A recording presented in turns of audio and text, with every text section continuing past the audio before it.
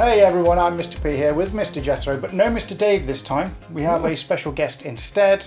Joining us all the way from Man Caves Margaritas, it's Gav. Hello, hello. Thanks very much, Mr. P. You're quite welcome. Thanks Thank very you for much, joining us. Oh, thank you. Oh, clinky, clinky. Clinky, it's not clinky. quite wine glasses, but it's Geeky Guys mugs. Pleasure to be here finally, having watched loads of your channel's videos. Enjoyed every one. Of course. Thank you very much. In fact, we actually asked you to come on and pick a film that we were going to talk about on this one. Yeah. I thought you were going to pick Alien to start with. I know. Because you kind of said it. And Jethro got really excited because he was like, oh, great, we get to watch Yeah, Alien. I know. Hence, Yeah, and I've not seen it, which is a bit of an issue. Heresy. I know. We're How old working on are it. you? How old are you, Mr. P? Yeah. Over 21. Okay. Absolute heresy. Not seen Alien. How old were you when you saw it? So I got to see it in 1982 when it first got released onto British TV on ITV when there were only 3 channels.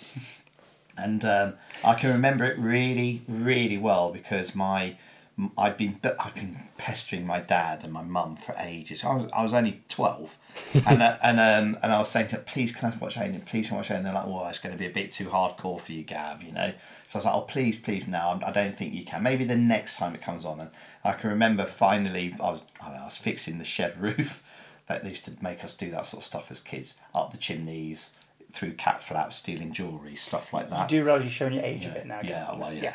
Anyway, I was fixing the shed. I was fixing our the shed roof with bitumen and stuff. And my dad came down the garden and he went, well, son, me and your mum have had a chat and we've decided that so long as I'm there watching it with you, you can watch Alien tonight.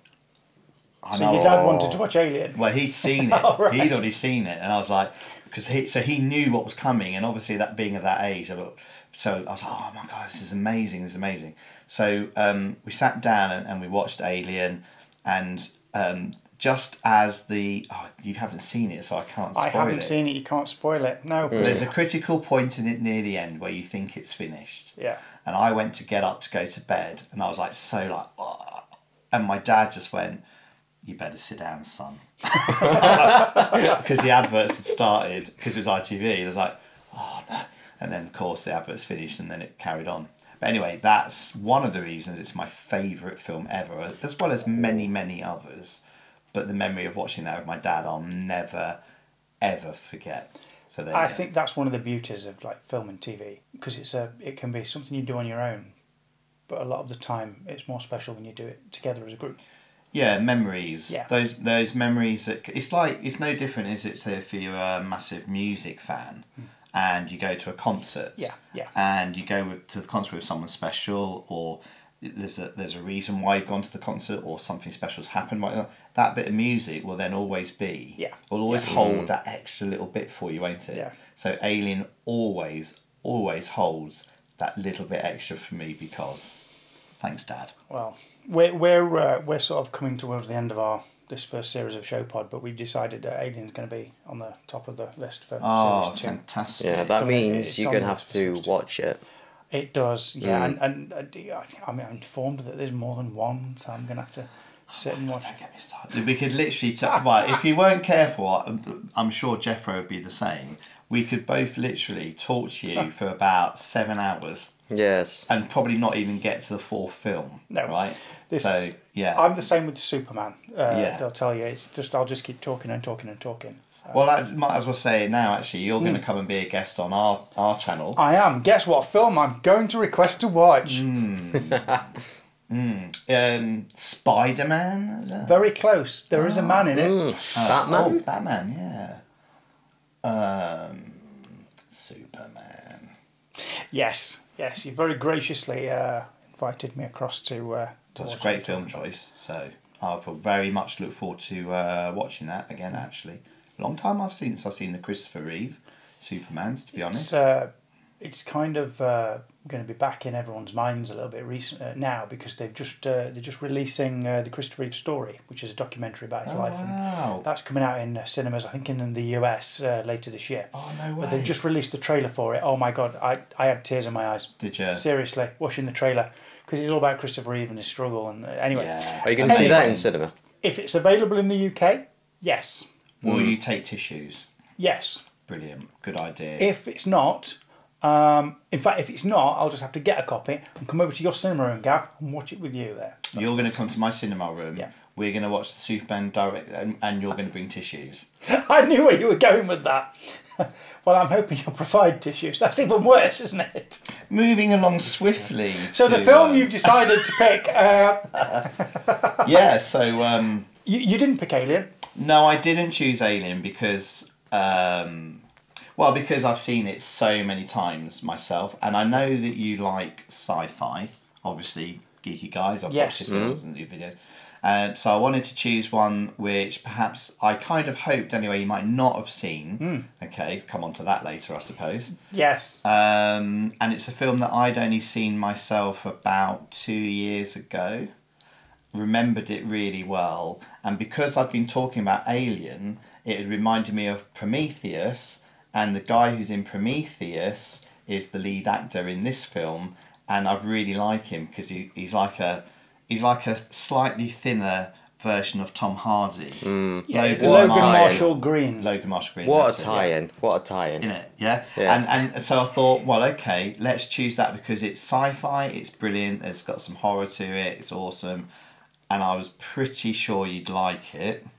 I did like it. I did Okay. like it. Well, this is the point of the discussion, I suppose. Yeah, isn't it, really? So the film, actually, we won't say what it's called. It's called Upgrade. Upgrade. From 2018. Oh, is it that old now? It's 2018. Upgrade. 6 years old. Yep, 6 years old. Wow, they grow up so fast. They do grow up so fast. Don't you feel old now? No wonder he looks so young in that.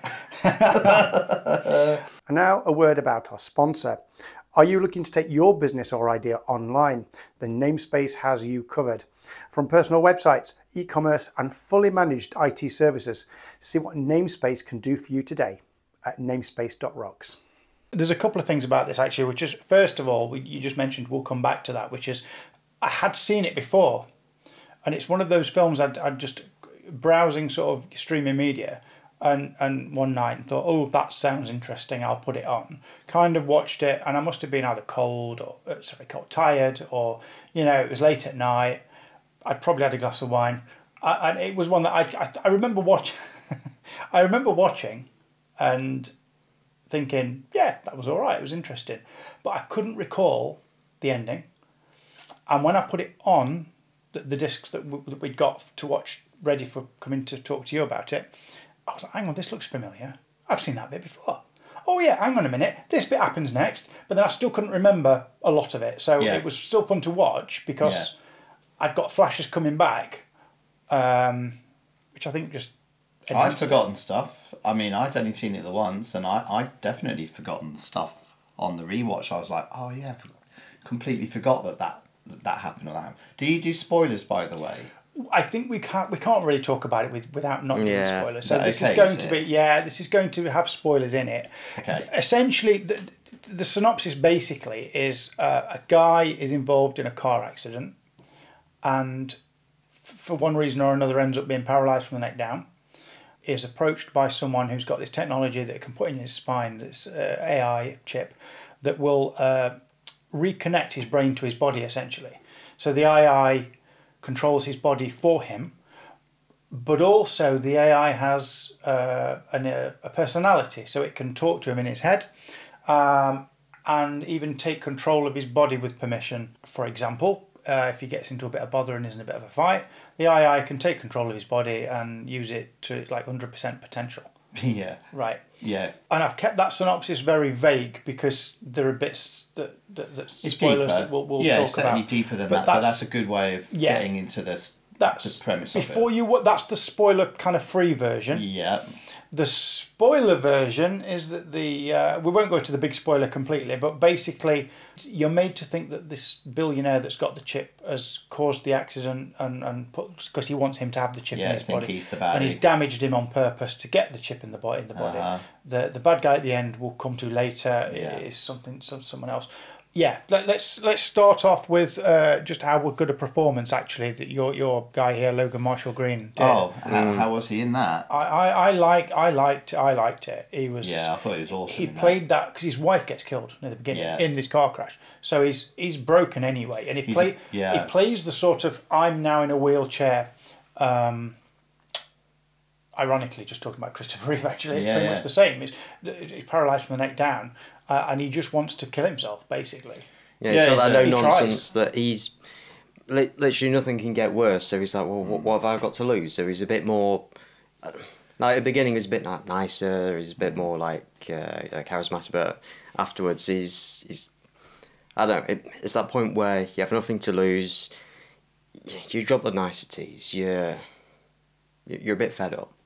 There's a really good moment that I thought came out from him, which is after he's been paralysed, he's been given all this real high-tech stuff in his house to try and make his life easier, and his mum stays with him to try and sort of at least get him over this first initial bit. And obviously he's kind of a bit resentful, not because he doesn't like his mum, but he's just resentful because he's pushing back against everything that's happened.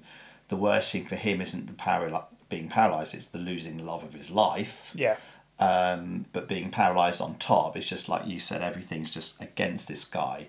And then this one moment where his mum is cutting his hair and trying to make him look good, and he just has an actual breakdown, and he's crying and he's sobbing, and you just think, this is as low as this guy's going to get. And he does, you know how low he is because he's got a machine that will administer, well, they don't say morphine, pain relief. Yeah. And he keeps lying and saying to the machine it's not administered, hoping to OD on it. But even the machine won't let him out of the situation because even the machine's like, no, you've reached your maximum now. If you have one more, it's critical. Yeah, exactly. I've already called emergency services. I've already cut, you can't even do that. So he's really in a bad place at that point in the film. And to be so reliant on it, because it was established that he was a bit of a... I think technophobe is a bit strong, but he's been very sceptical of new technology. Like, you see him at the beginning working on, I guess an analog card. Yeah. Beautiful it was an absolute gorgeous Trans Am. And while everybody else is driving around in their driverless cars and stuff, he's there, isn't he, getting his hands dirty. And he's got not just one, he's got two, because he does it as a bit of a business as well, doesn't he? He sells them on. That's how he meets the person that in the first place. That's how he met the billionaire, wasn't it? Just to interrupt there slightly, I'm going to go forward then backwards. So we said his wife gets killed. You actually see a flash of the autopsy report, which says that his wife was born in 2008 and she's 38 years old. So it sets this at 2046. Yeah, that's good. As a year.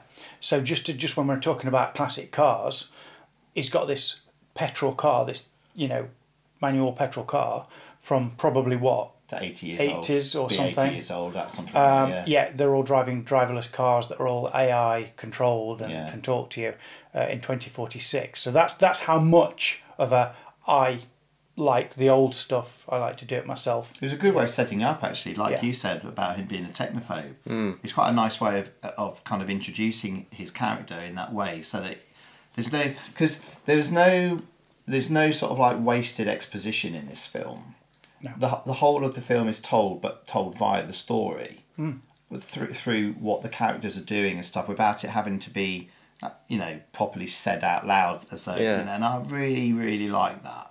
Yeah, minimalist sort of. Yeah, it's treating us like adults then, and we're able to sort of make, watch it, and we can make that decision based on the fact that what you've just said, and I really like that. And we were talking about his performance, weren't we? So. Having seen him as a completely broken man, to then being controlled by this AI chip, some of the stuff he does when he's being controlled by him as well, it's robotic almost. It's incredible. It really top performance. Yeah. What did you think? I completely agree with that, and because I saw something that I didn't notice it while watching, but. Little subtleties, like everything above the neck is him, everything below the neck will be STEM, because stem is from the neck down. yes. So like eye movement, neck movement, talking.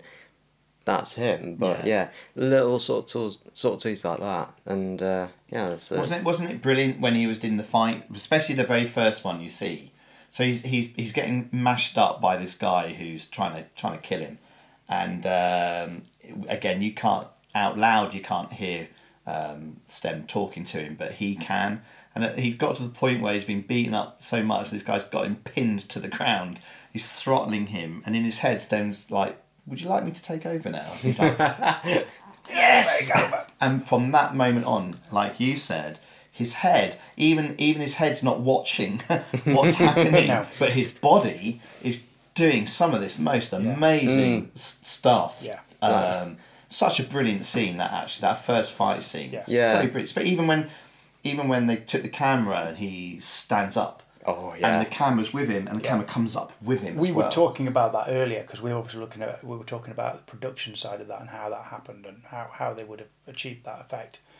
We didn't really have a proper answer for that. Really. Oh no, it was. Oh, I know Yeah. one of the you mentioned earlier that for some of the fight sequences to make sure that the camera kept him in the centre, yeah. centre frame. They had was it a mobile phone or something in his pocket? Yeah, and it was to like Bluetooth connected to a rig. They had the camera on, so whenever the phone moved, the rig moved. That's so cool. Yeah, because I originally thought they shot like a wider mat and then cropped in like in post, just so it's like if he's moving there, move the frame there. If he's moving there, move the frame there. But having that all in camera, all more impressive. So cool. That makes it even more impressive then for me. I really like that. They've really thought about that then, haven't they? Oh yeah. So they'd have taken that whole idea and really worked hard on how they can do it, how the best can we do this, what's the best way of filming it. Yeah. And it pays off. Definitely. Because it's not just that fight, there are also other moments where he's running and stuff, and the camera, you feel like everything around him's moving, but you're not necessarily moving, you're just with him. It just looked so cool. I loved it. And to just carry on with what you said about the fight scene, just like his body like pummeling this guy, and him just begging him, please stop, please stay down. Begging to tense, because he's got no control over what's going to happen. Just stay down, dude. Just stay down. It's a funny scene, but to be physically exerting yourself, but like when you talk, you can be sort of like a completely different emotion. You're not like out of breath, or you're not puffing, huffing. You're pleading. Yeah. But again, Well, it goes towards his character as well, because even though you don't want him to die and you want him obviously to beat up this guy and stuff, then the AI always takes it that one step further than he'd ever go, and then he's left appalled. So what have I done? There was a funny line a little bit later where he goes into the bar and he's trying to find someone else. And he does use the line, I forget the exact line, you know what I'm going to say, where he's there, and because he comes in the wheelchair, of course, and he's technically paralysed from the neck down. And it's like, oh yeah, I pretty much cut his face in half earlier. And they're all like looking at him as to say, hang on a minute, how do you know that first? And it's like, how did you do that? And he's kind of just nonchalant about it. Like, oh yeah, I did that earlier. So I thought that was quite amusing. Yeah, it was pretty cool actually. It's dark humour. I mean, it doesn't hold back at all on the visceral. It's not full of gore. I don't like films that are gore for gore's sake. No. Don't get me wrong. So it's not like visceral just for visceral's sake. But when it needs to get quite hardcore, it definitely doesn't hold back, does it? Yeah, there's that one that was very much like in that first fight scene again. Get the knife and then just. Yeah, that's probably the worst one of the lot, actually, wasn't it? It was in the old days in London. It wouldn't be that severe because you still survive, but it would be called was it called a Chelsea smile? Something like that. Yeah, and they'd split you with the knife. But this time, he was. It was off his head. Yeah. There's no unsmiling that, is there? I mean, they've got the bad guys in it because of how tech savvy and everything is in 2046. Yeah. They've got like guns, but the guns are built into their arms. So in one of the fights he has against one of these guys who's pretty hardcore, Sten just gets his arm, this guy's arm, bends it round, and then makes him shoot his himself. head off. And it's like, no, that's really, like a melon exploding. It's like, what? Still brilliant though. Still brilliantly done. Brilliant, yeah. I love the voice of Stem as well.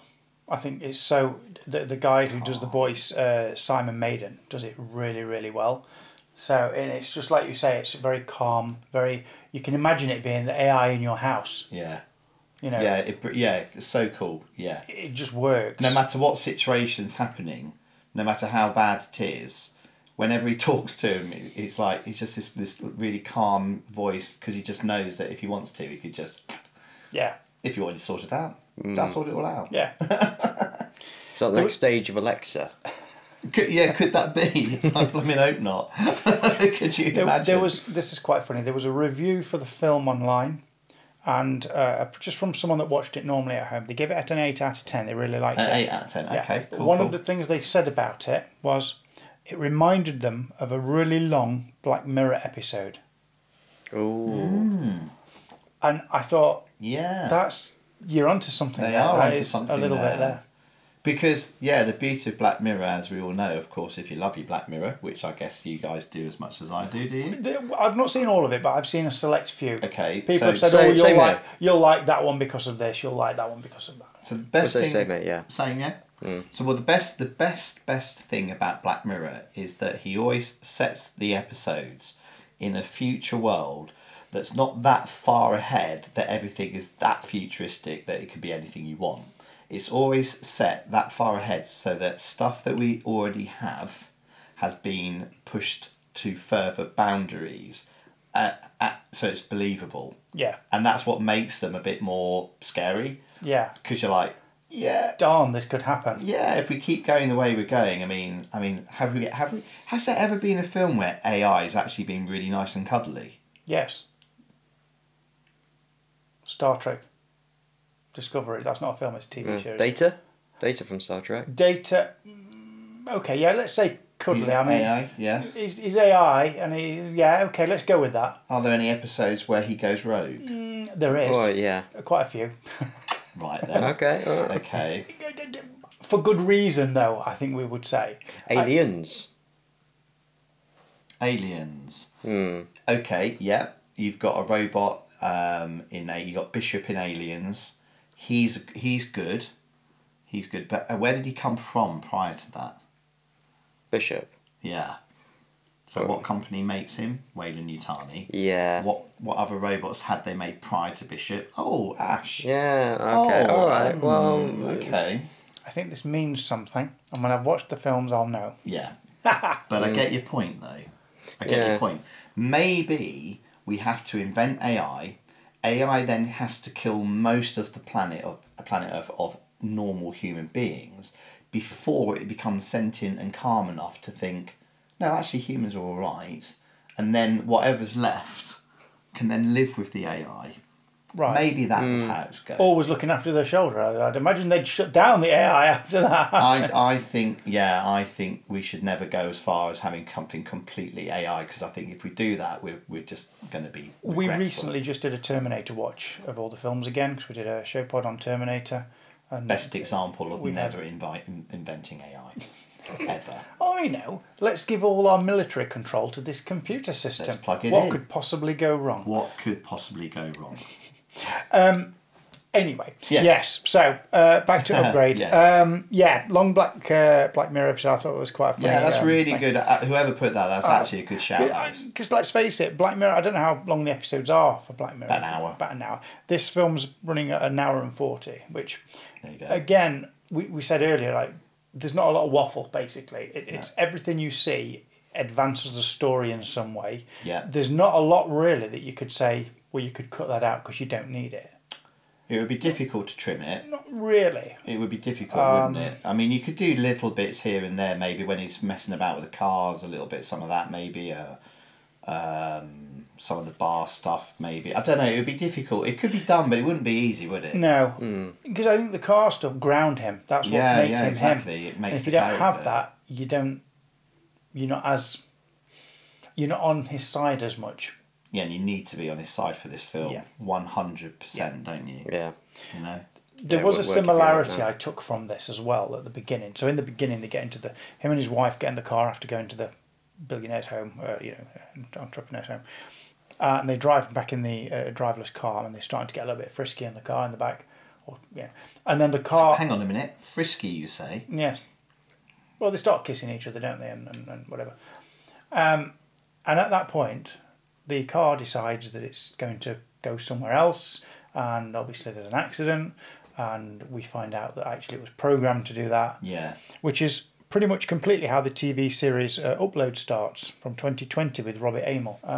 He's in a driverless car. He's getting frisky with his woman in the back. The car decides you find out it's programmed to kill them. He actually dies and ends up being uploaded to a cloud-based system. Yeah. But it's set just far enough in the future that you can now interact with that cloud. So even though you've died, if you decide to go down the more traditional routes of afterlife, then that's fine, faith and whatever. Yeah. Or you can choose upload. And upload is where they've found a way to get your consciousness and put it onto a server, basically. So they built all these. Oh my gosh, this is so Black Mirror. Yeah. There's literally an episode of Black Mirror that is exactly that. Trust me, you need to watch it upload. Okay. It's really good. Noted. With Robbie Amell. And But anyway, was that done before this was Upgrade? 2020. Upgrade was 2018. Oh, so Upload was So- following on from. Okay. Yeah, so they took this idea of the car and the driverless cars potentially. I'm not saying they ripped it off, No, yeah, well. but they borrowed the idea. Plagiarism, if it's done well, is never a bad thing. No. You know, I always like to copy the way you dress. Ba-ba-boom. But yeah, Black Mirror has almost become like a subgenre, isn't Yeah, it? yeah, totally, yeah. Mm. Yeah, I love Black Mirror, actually. This makes me want to go and watch it all again, actually. But anyway, there you go. Yeah, plagiarism's good. If it's done well, it's very difficult, actually, in all seriousness. These days, it's when you've watched as many films as we have, it's very difficult to actually do a film where there's nothing in it that has been, begged, borrowed or stolen from anything else. Yeah. I mean, one of my favourite directors is, love him or loathe him, he's one of my favourites, Quentin Tarantino. Now, he's the master at plagiarism, and he even admits it. And he even takes a whole film and nearly copies it, kind of. But in his own, I mean, Reservoir Dogs is nigh on a copy nearly from a Korean or Japanese film. Hong Kong, was it? Hong Kong, that's it. And like my favourite of his films, Kill Bill, there's so much in that he is homage to that era of films. But because he does it so well, you don't care. No. Because he does it so... It's when someone does it, but they do it really badly, and then you think, well, that's just lazy. Yeah. But if it's not lazy and it's done beautifully, why not? It's a homage, isn't it? It's done with love, and it's not just... Well, maybe less so Reservoir Dogs, but it's like Django Unchained. Yeah. That's just a love letter to spaghetti westerns. Totally. And Yeah, yeah, all the like I Django say, it films. was done very well, and yeah. And why not? If you can do that, like you said, it's his way of saying those films that I've copied from are beautiful. Yeah. You know? And I like them so much. Look what I've done for you. Yeah, exactly. You know? So, like, to do Upload, if they did get inspired by Upgrade, fantastic. I'll have to watch it. So it was just that little bit with this, like the driverless cars and that kind of future. It was interesting. Don't you find though that You could I suppose technically you could argue perhaps they're in the same universe. That would be interesting. I hadn't just thought about that. Upload, they could do a trequel then, couldn't they? A trilogy. Upgrade, Upload, Uplifted. I'd have to work on the story for that one. The last one I'm not sure about. We'll have to workshop that a little bit. Uplifted could be about AI bras or something. I don't know. An uplift bra that's AI control. I don't know. Maybe Maybe not. Update. A romance. There you go. Much better than mine. Better, yeah. Well done, Jeffro. Jethro's gone for romance. You went for boobs. Yeah, That's the way we you went. pulled me out of a hole there, Jeffro. Thanks, man. Wow. Okay, good stuff. I know we're not really talking about this, but the thing I do like about Upgrade is, again, it talks about the class of people. So, for example, his fiance's got a platinum plan, so he goes to Is this upgrade upload. Oh, this upload, right? Okay, yeah. So he goes to this really posh resort where it's free and it's lovely and everything's great. But then there's like these seedy sort of backroom sort of upload type places you can go if you don't have much money, and it's pretty much like looking at graphics from like 1990s. I'd end up with a specky then. I'd end up as an upload in a specky program. Or what I'd be happens? Manic Miner, wouldn't I? I'd end up as Manic Miner. Wreck-It Ralph. No, based on my stomach, I'd be Q-Bert. That's what I'd be. I'd be Q-Bert, wouldn't I? Oh, bless you. Okay. Oh, Anyway, so yeah, it's interesting. I'll put that on my list, definitely. Upload. Okay. Sounds cool. Yeah, love it. Yeah. He's got this thing inside him, but let's get to the crux of the matter, which is it starts to decide that actually didn't really need him anymore. He's decided that, look, I'm going to take over now because I don't really need you, and we'll just take them out, sort of thing. Goes rogue. It goes rogue, and it goes rogue because it's hacked. Not hacked, but it's kind of reprogrammed to the safeguards are taken down. Yes. But they have to be taken down because he's hurt, and that needs to happen. But now once it's like letting the cat out of the bag, if you like. Once the cat's out of the bag, that's it. You can't put it back in. The genie out of the bottle, even another analogy. Another one. Nice. I was going to think of another one, then I can't. That's what you get for being cocky, isn't it? So the AI is now battling this sort of AI by saying, "Well, no, we can't do that." And the AI is saying, "Yes, I can. I can do this." Like, well, I'll just kill him. And the twist, let's go for it. Oh, it's spoilers, so you can't do it without. Let's go for it. Right, we're assuming at this point, we are now assuming that whoever's watching this has now watched the entire film. The entire film. And if you haven't, that's not our fault. That's on you. Yeah. So he decides to absolutely. He decides to go after the people that have done this. This is his thing. He's trying to take them out. That's the whole point. He's trying who we also currently at this point in the film still think is the person behind it. The person or people behind which is obviously this rich guy that's put the chip in him in the first place. Mm-hmm. Okay, we think he hired the thugs to get the car and all the rest of it. And then when he gets there at the end to this guy, we finally realise that actually this guy is just a puppet as well. Yeah. And the AI, who you mentioned earlier, was called STEM, is actually behind the whole thing. Right from the very the beginning. It was Agatha all along. No, that's a completely different video. You won't know what that is, will you? So, Miss Marble. Marble? No, that's what you play as kids. Miss Marple. Miss Marple. No, it's not. It's Murder, She Wrote. Oh, yeah. Yeah. So the beauty of all of that is right at the end of the film, Sten literally turns out to be the big baddie. Yeah. Has planned everything right from the very beginning. Yep. He's even in control of the billionaire person because he's like, I'm sorry, I'm scared of this thing because it can do what it likes. You know, Sten was the one that took control of the car. Sten did blah blah blah. Sten did it all. Everything was done because the AI wanted to have a human host. Yeah. Once he got a human host, he could live like a human and take control. And by golly, by gosh, there's no happy ending. No. Was there? So at the end, there's a police detective that's actually sort of tracking him all the way through it because she suspects. I said earlier, wouldn't it be interesting? Because she seems to be quite anti-technology. She's always, look, I don't really use that much. There's a bit at the beginning where she's a bit, look, I like to be on the streets. You know, I don't like to use the tech for surveillance. I like to be, yeah.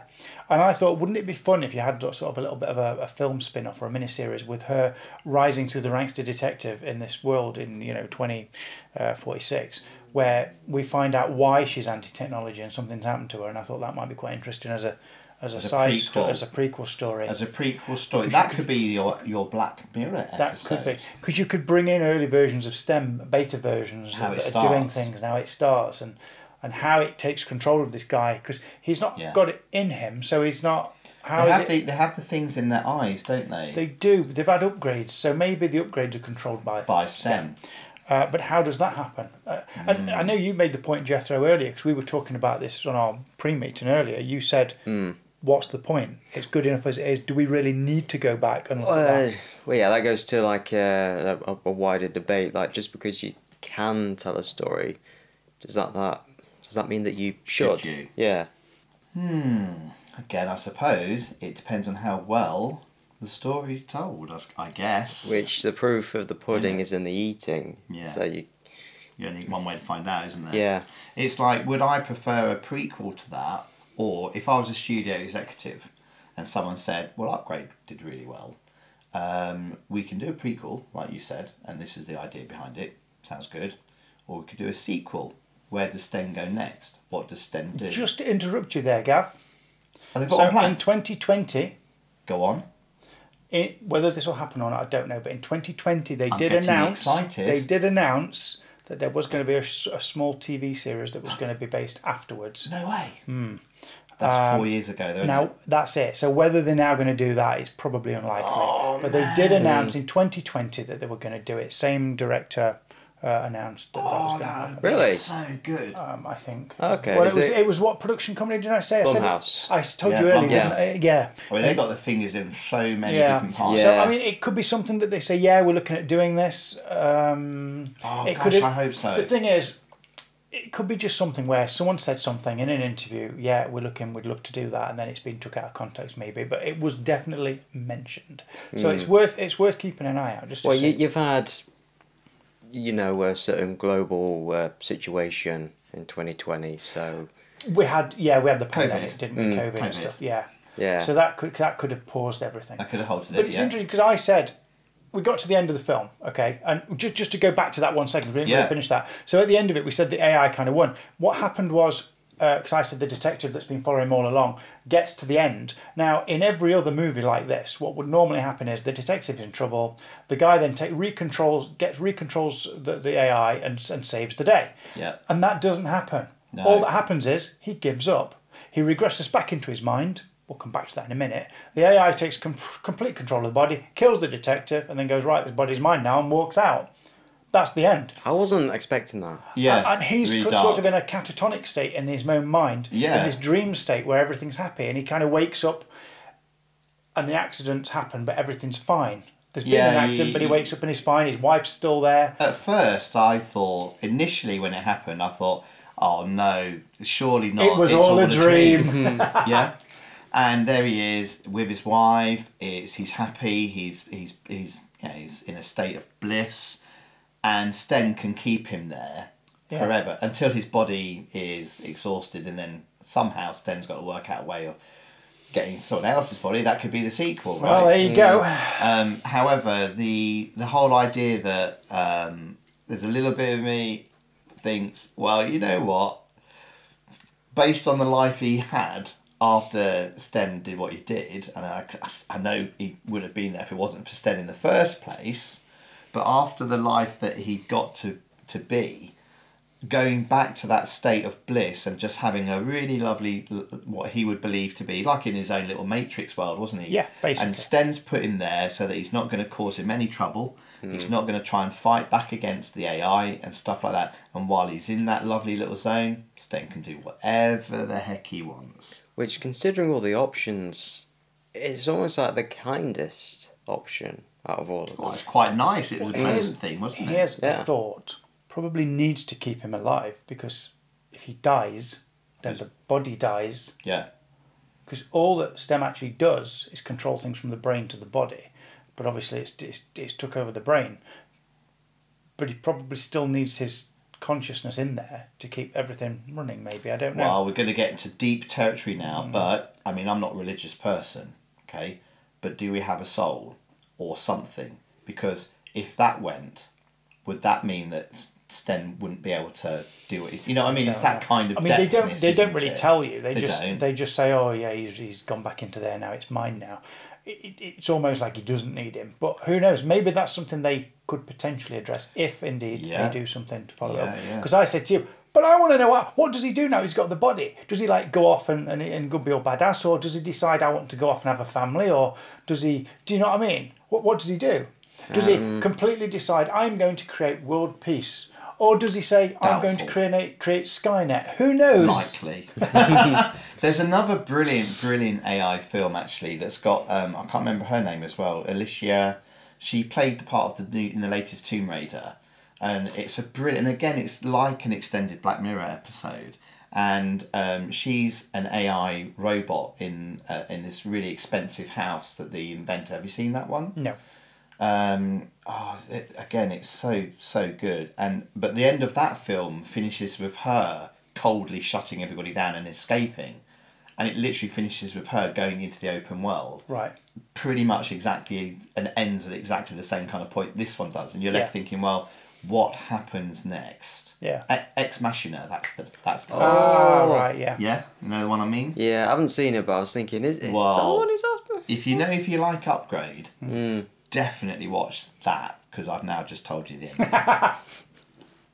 Always leave them wanting more, or just tell them everything. Still worth a watch though. Oh yeah, no, definitely. That Fantastic. I need to watch it. Ex Machina, it's brilliant, and again, all the acting's strong, and it's really strong like this.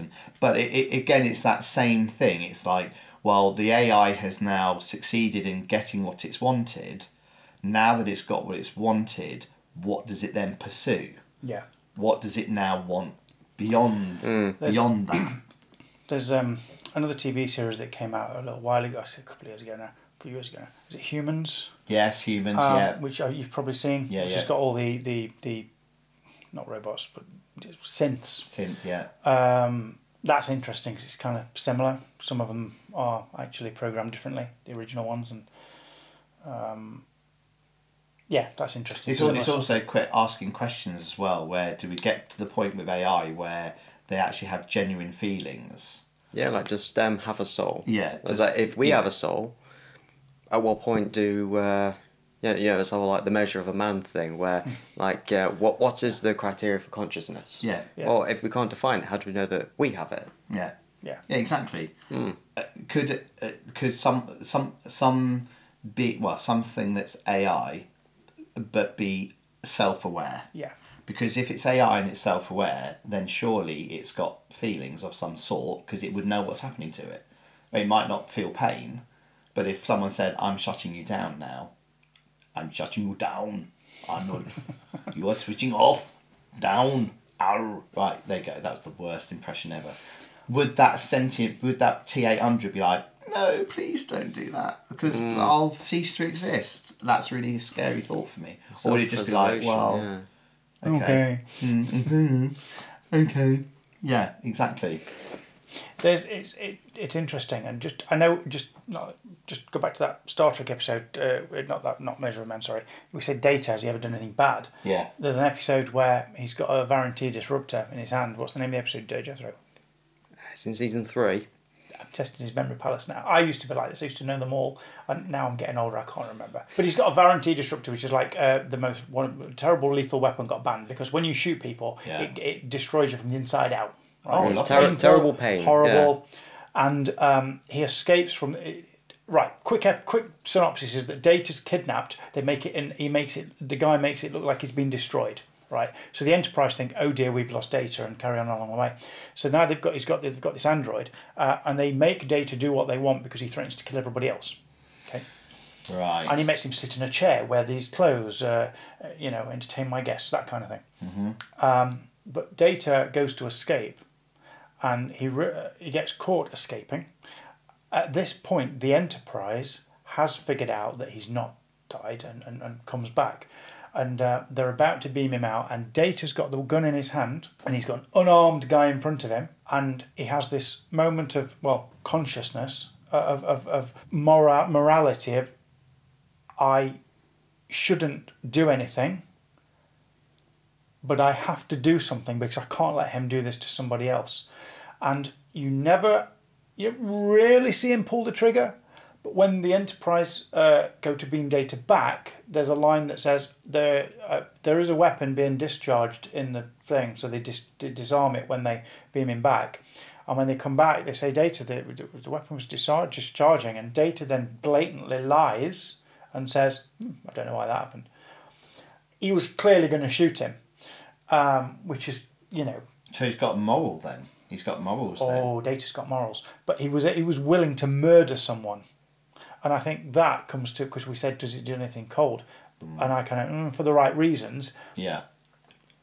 It's like, isn't it? It's like that. It's like the question, isn't it? Like, if I was an AI robot, and I've got a train on a track, and on platform number 1 there's that one, yeah. 1 person. On platform number 2 there's 5, and the train's a runaway train, and I can choose which platform it smashes into.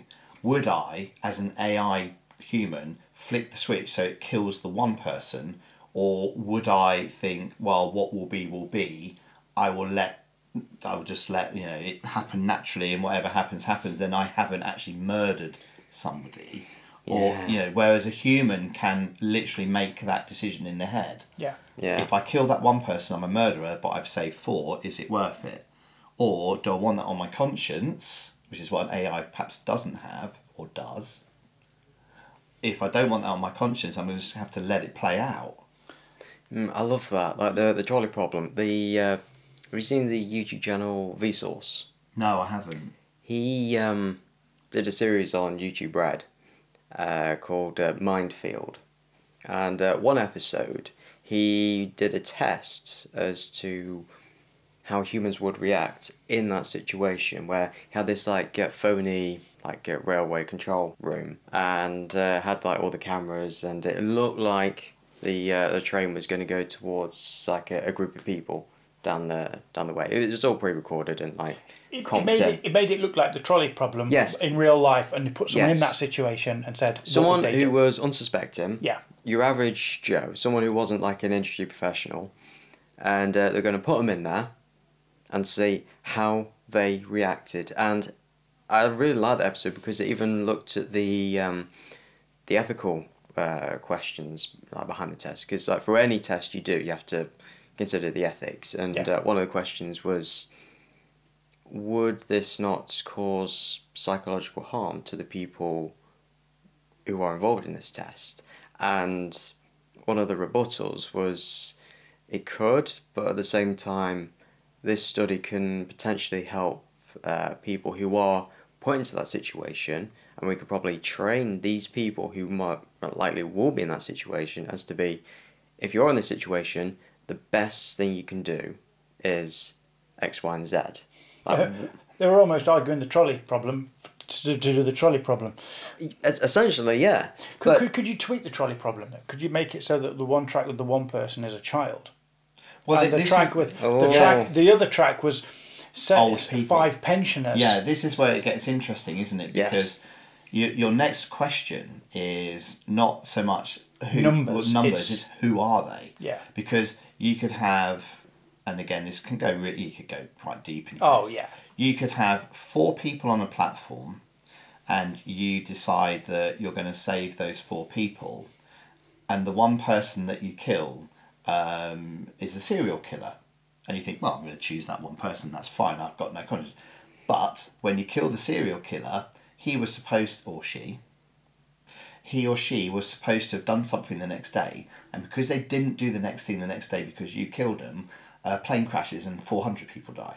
You see, it's that butterfly effect sort of thing as well, isn't it? You could go crazy with You it. could go crazy with it. It's like, You could go back in time and kill Hitler, but who's to say that if you didn't kill, Someone Hitler, worse. someone worse comes hard along? to think of anybody worse, but I exactly understand what you mean, and that's the conundrum, isn't it? Yeah. If I'm the one who's responsible for making this happen, anything else that happens as a consequence of this is because of what I've done. That being said, are you not responsible for any inactions you've taken? For the same amount of responsibility, I'd say 50%, 50%, yeah. But If I don't take control of this, anything that happens because I didn't is the same. Yeah. So you're in a no-win situation, aren't you, really? Could be If you were on track 1, Jeffro, having met you already tonight, I would probably say I'd swing the train onto platform 2. What if where the I was other on people platform were. 2? That's definitely going there.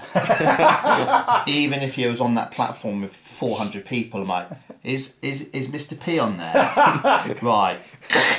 Don't worry, Jeffro, I've got you. Well, thank you. Always invite great guests onto your show. I was just going to say, just bringing it back to you not wanting to murder me, Gav. No, quite. Would the AI In fact, forget it. I think we've gone past that now. Well, yeah, I think that the whole crux of it is would an AI being look at all those factors. Would it be able to take all those factors in, or would and it comprehend literally them properly? Because it probably would say, "Well, I'll work it out mathematically." Yeah, probably in like a microsecond Yeah, as it's well. like, well, your life is worth X, your life is worth X, and therefore we're going that way. The best possible outcome for this is if I do this, because even AI can't see into the future. No. So it literally would just have to take the law of averages and think what's the best. Just while we're on a bit of a tangent, just before we finish off, because we are getting towards the end of our time, sadly. I know. We're not there yet, though, Gav. We're not there yet. We're not there yet. Yeah. Darren Brown did a lovely experiment, and if you don't know who Darren Brown is, please look him up because he's amazing. He's sort of a British, not mentalist, but he's a psychological magician. A psychological manipulator, if you like. Yeah. He does a lot of stage shows now, but he did some TV shows, and one experiment in one of the TV shows was he puts a girl in a room, but just by talking to her over a short period of time, the idea is to try and regress her a little bit into a childlike state. And he tells her there's a button, and if you press the button, it sends like several thousand volts into this cage where there's this kitten. Mm-hmm. And if she presses the button, she'll kill the kitten. Okay. She's going to win some money, but all she has to do is not push the button, which is simple enough. And he never tells her to push the button. But through a series of exercises and little tasks and talking to her and mentally regressing her, one of the tricks he uses, for example, is he says, "Oh, do you want to just draw a picture or something?" And he takes the pen away and gives her a crayon instead. Oh. It's like, "Oh no, use a crayon." Yeah. And then he's a little bit mean to her at one point. And then he talks to her like she's a child at one point. But anyway, and it gets to the point where he's like, he reprogrammed her, basically. So there's a point where she's walking up and down, and there's a timer, by the way. She's got an hour. Or whatever it is. She's only got to last an hour. Mm-hmm. That's it. And it gets to like 58 minutes, and you can see her getting really agitated. And at 59 minutes, she starts to cry. Because she knows she's got to push the button, and she can't stop herself.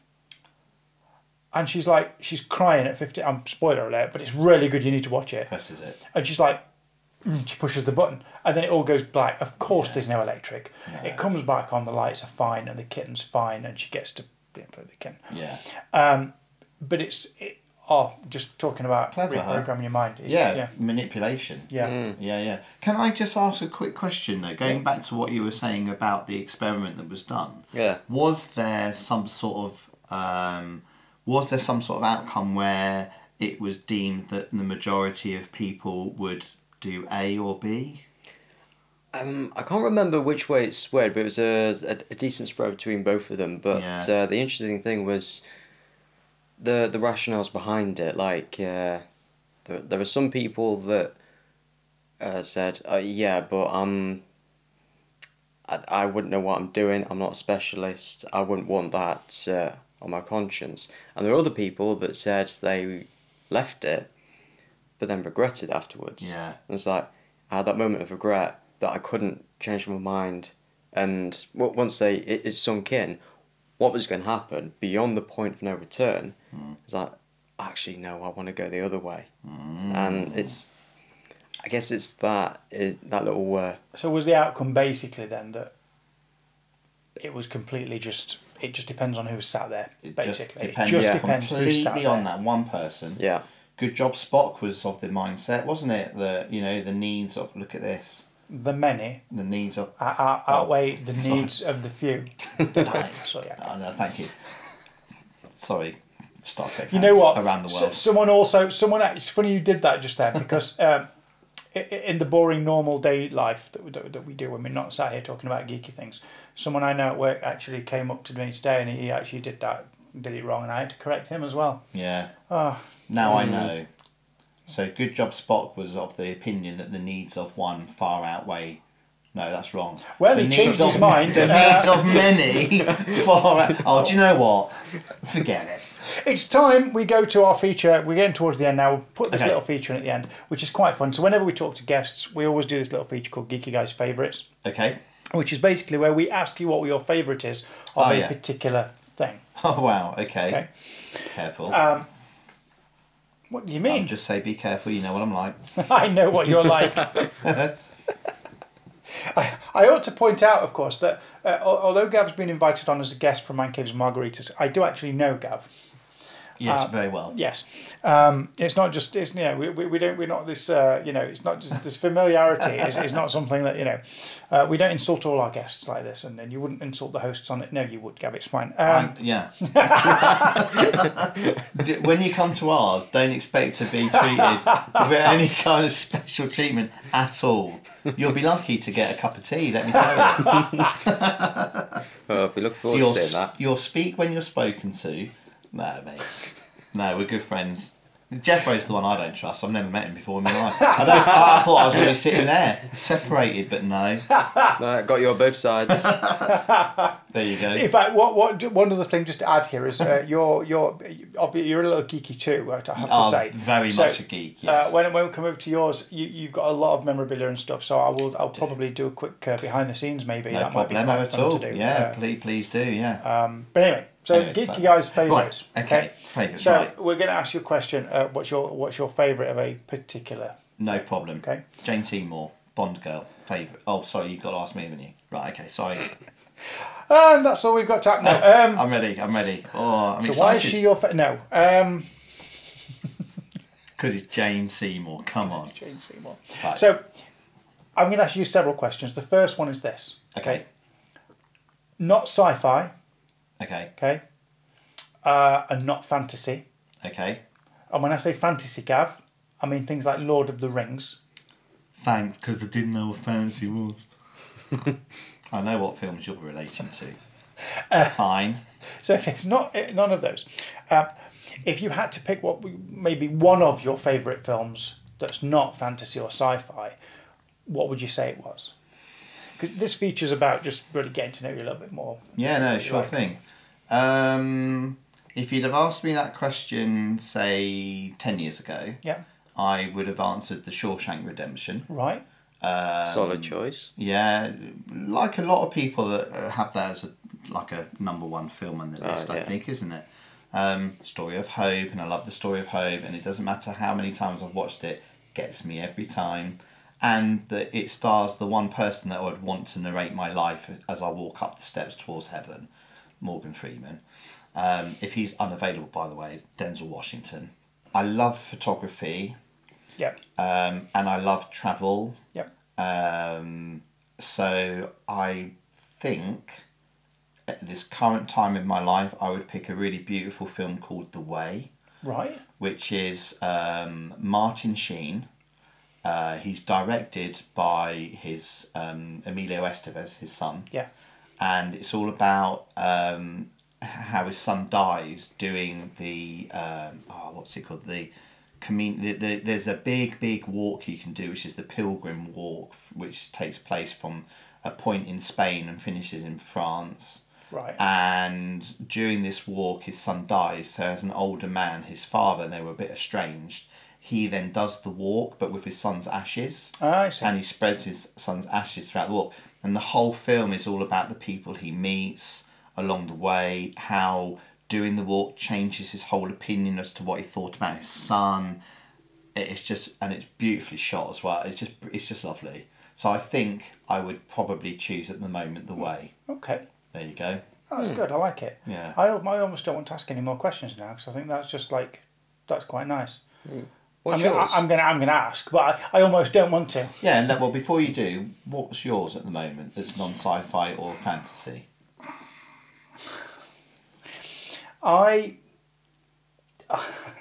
Okay, so way back in 1997, I think it was 97. I'll fact check that later. DVDs had just started to be around, and I had a little bit of a thing for sort of rom-coms, chick flicks, whatever you want to call them. And obviously I was a bit younger then, so sort of the teen movies, that kind of thing. And I really liked 10 Things I Hate About You. Oh, yeah. Well, Shakespeare.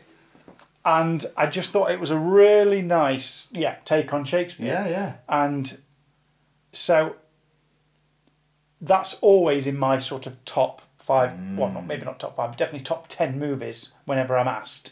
and it's the first DVD I ever bought. Ooh.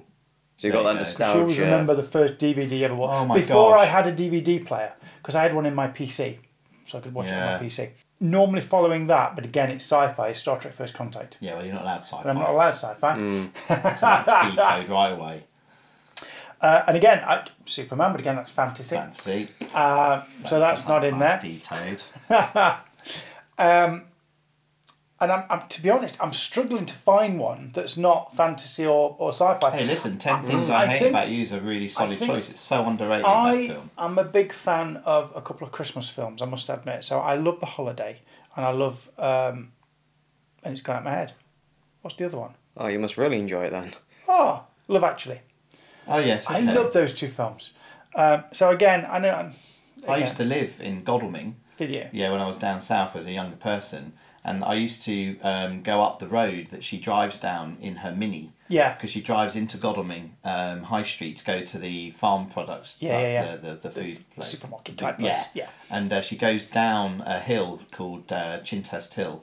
And I used to walk up and down there to go and work for a restaurant place when I was a kid. And right. so I used to walk down the high street every day when I was walking back from school and stuff.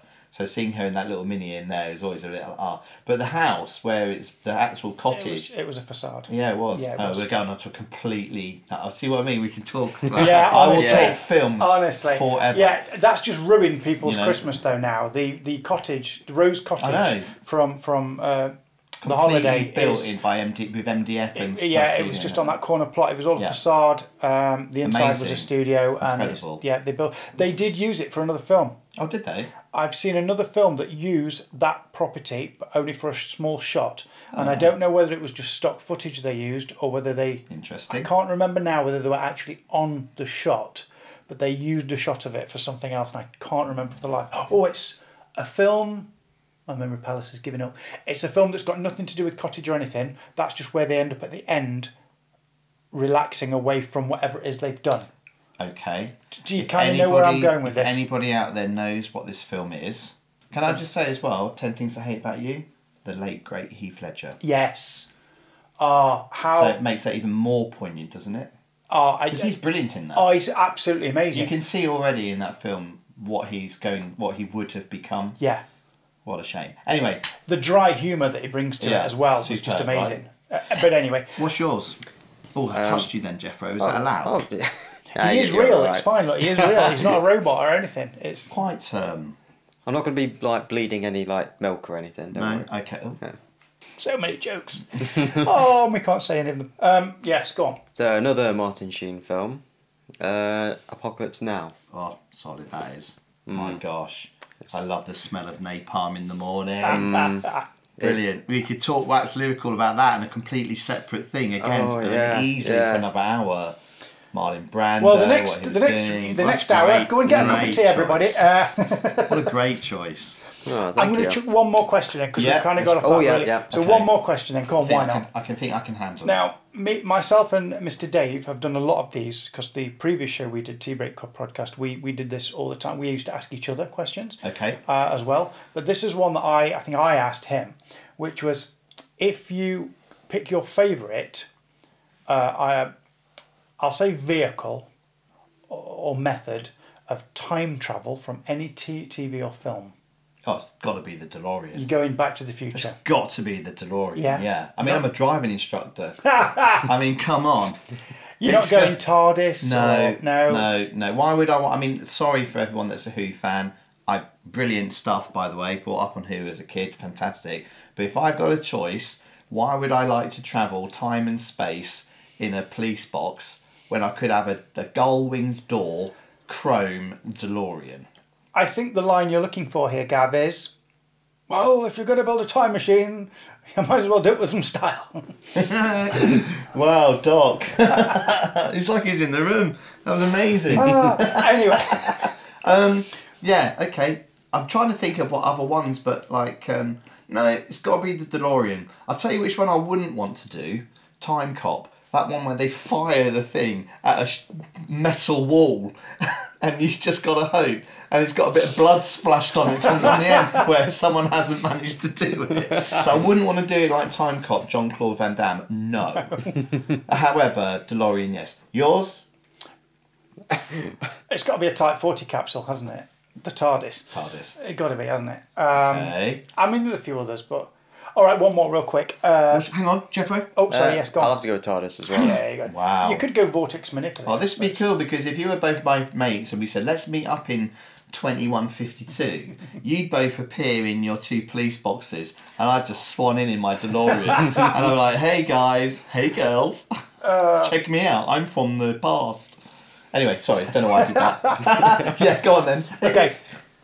One more then, just spacey one, because it's another one that I asked Dave. Okay. So it's, what's your favourite main ship or vessel from a TV show or film? Ooh, that's a tough one, that one. Because there's a lot of them. Yeah, there is an awful lot.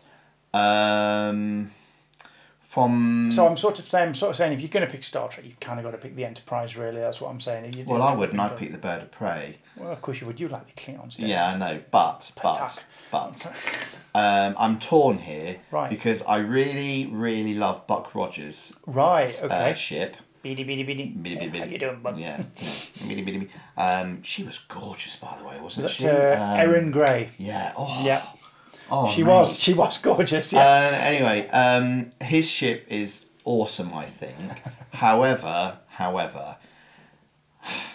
and as much as I want to pick one from an Alien film as well, because I love all the designs of them, blah, blah, blah, I'm going to go back in time to a TV show called Blake 7. Right. And I'm going to choose the Liberator from Blake 7. I'm familiar with Blake 7. I don't recall the configuration of the ship. So it's like 3 like balls. Right. We're coming like triangular. Yeah. Coming down and into a point, and it's Something's ringing a bell now. It's vaguely familiar. and it's white and green. I used to love that. I remember back in the day, Yeah. there was episodes of Blake 7 on sort of things like UK TV Gold, and it was around the same sort of time they were showing Classic Who. Yeah. And I think, to be honest, out of the two, I kind of just went Doctor Who. Yeah, no, And that's cool. how I got into Doctor Who. Yeah, but the Blake 7 was on around the same time, and it could have quite quickly have gone the other way. The ship is such a cool design for its time. I mean, obviously now they do obviously different and stuff, and I'm sure there's lots of other. I mean, after this, I'm going to think of about 120 other ships and think, I wish I'd said that. The comments will be like, oh, you should have said that, you should have said that. There's so many, like, you know, the Narcissist, Nostromo, blah, blah, blah, blah, the Betty even, from Bessing from Alien Resurrection. But anyway, I'm going to go the Liberator, and it looks so cool, and the best thing about the Liberator is it looks so awesome, but when you see it on the TV show, it's obviously clearly on some string bouncing around. It's probably one model they don't actually have because it just got binned as soon as they finished the show. Or something. Yeah, no doubt. Yeah, it's got Jethro. What are you going to go for? Yeah, what would you say? Either USS Defiant from Deep Space Nine, We'll let you have that. or the Battlestar Pegasus from Battlestar Galactica, the reimagined version. The Viper as well. Yes. Which type, Mark II or Mark 7? No, the original.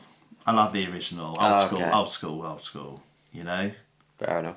Someone posted actually online. What a great shout. What a great shout that is. Yeah, like especially because the Pegasus was sort of designed off of the original look, because they had the Galactica, and they redesigned that to be how they wanted it, and then they drew a lot from the original when they did the Pegasus. The thing is, the Galactica is supposed to be like 50 years old.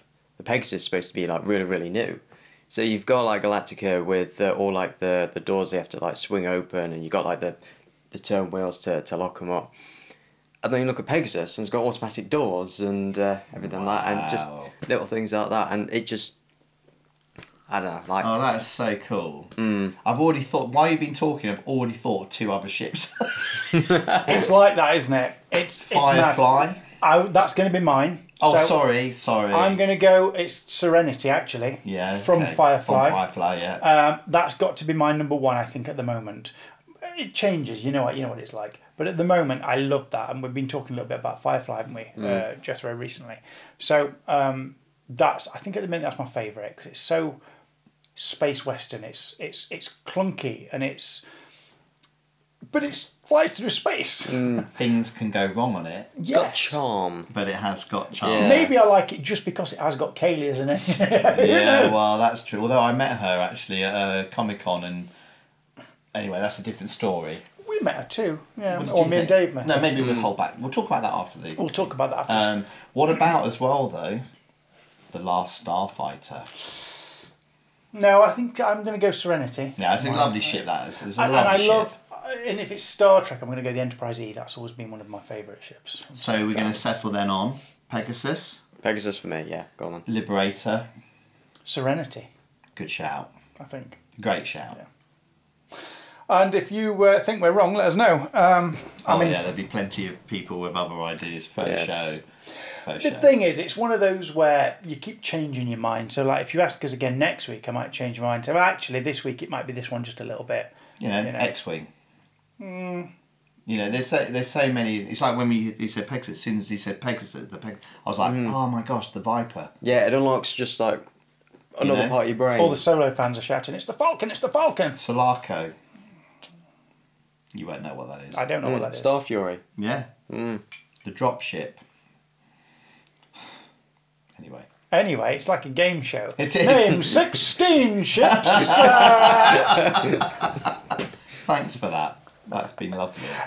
Yeah, and unfortunately, that it? it is in fact time Oh. to end. I'm sorry. It's been so much fun, though. I think we're going to have you back. Oh, I'd love to come back. Talk Thank about you. something else. Well, Which Oh, it thank you probably for will be coming. because we do keep going around and around. I have no problem with that at all. It's I've fun. really enjoyed the experience. You guys are great in all seriousness, and yeah, that was fantastic. That a really great old chat. That brilliant. We will, of course, put a link to Man Caves and Margaritas Thank you. underneath, so you can follow along and.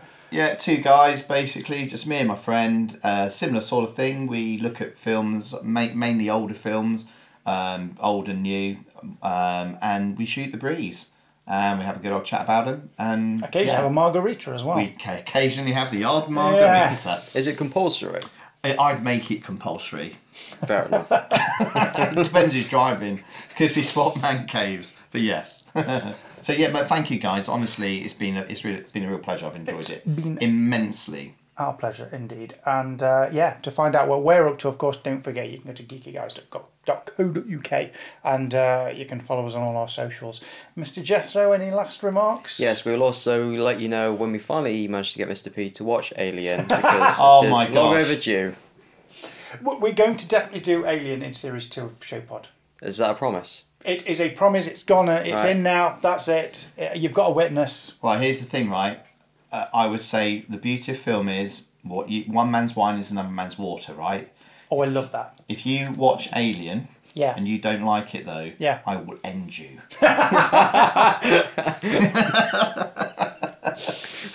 There you go. Hello, I'm Mr. P and I love Alien. Yeah. That would be in his eulogy. On his gravestone. And this is what he should have said instead. Scan the QR code on the gravestone. You can watch what he actually said. No, I'll put mine on there, and then it'll go straight to Man Caves Margaritas. Someone's put a sticker over the front. It's like, Gav! You basket! Oh, Hey, I've done well. I've not sworn for the entire episode. I know. In fact, we did a count. You're on 3 now. I'm on 3. Yeah. Yeah, I am. Over the whole stretch, that's not too bad, I don't No, think. I didn't have to think. I'm on hard about 0. it either. You're on 0. Yeah. I'm on 0, obviously. Anyway, on that note, thanks for watching. We'll see you next time.